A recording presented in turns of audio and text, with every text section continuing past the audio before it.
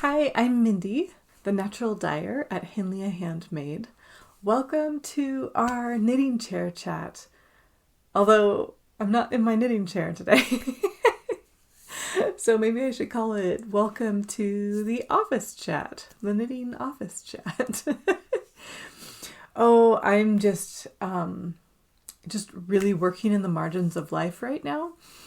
My kids are not on summer break quite yet, but we have just had so many things going on that I'm sneaking this in after my kids have gone to bed. So I wanted to stay as far away from their bedroom as possible so that they'll go to sleep. So anyway, thank you for being here. Today I am keeping it short and sweet. I know I missed a new episode last week, but yeah, like I said, life has kind of gotten crazy, and I may end up moving to an every other week episode while my kids, when my kids come home for the summertime. So we'll see how it goes. I'll do my best to keep consistent, and yeah, we'll just play it by ear at this point.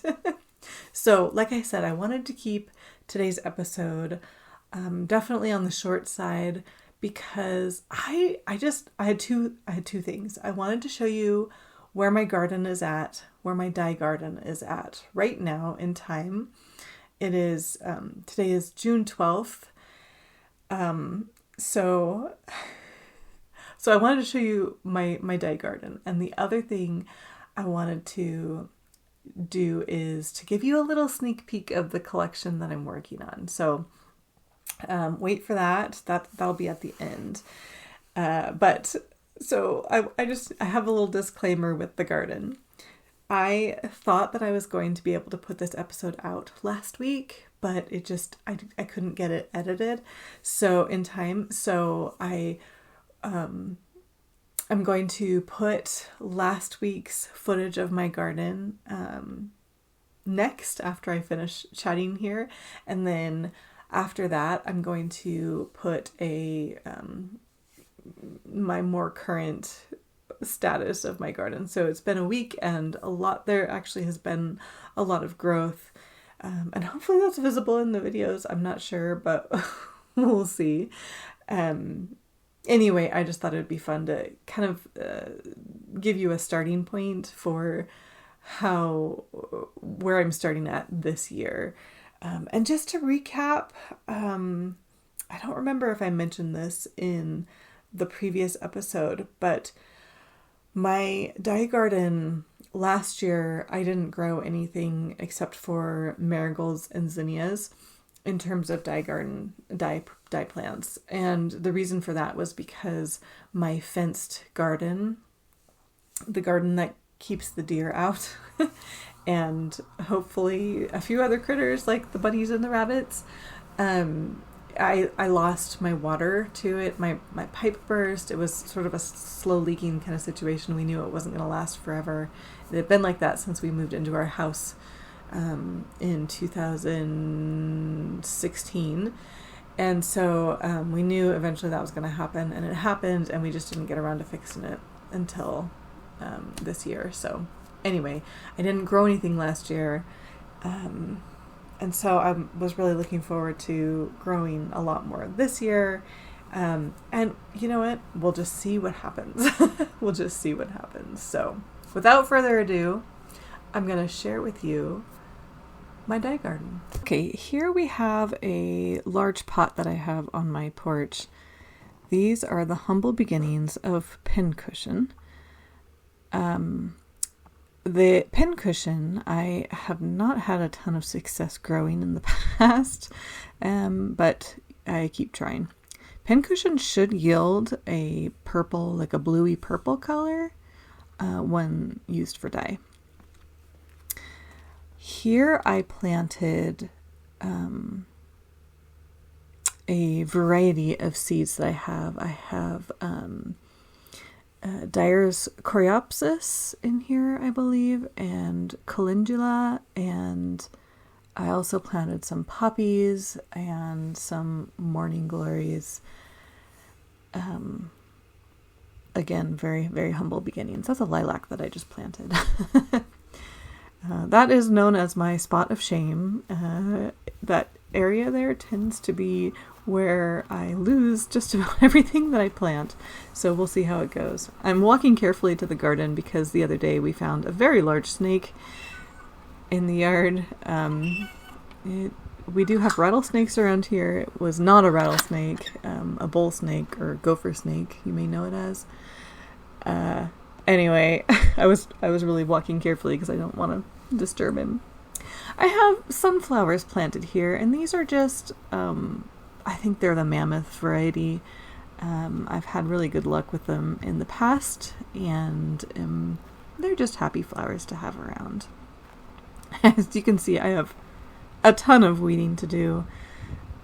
We worked really hard to get the garden area cleaned up, but it just keeps coming back full force. Here are my other batch of sunflowers. I planted, in addition to the mammoth sunflowers, I also planted hopi sunflowers, which should yield a purple. This is my box completely dedicated to dye flowers. In this first row is hollyhock, black hollyhock, which should dye purple. My next row, I believe, is weld. I think that's a weed there, actually, because that doesn't... I'm pretty sure those are weeds. That might be a weed as well. I don't know. We'll see. I have zinnias, lots of zinnias growing.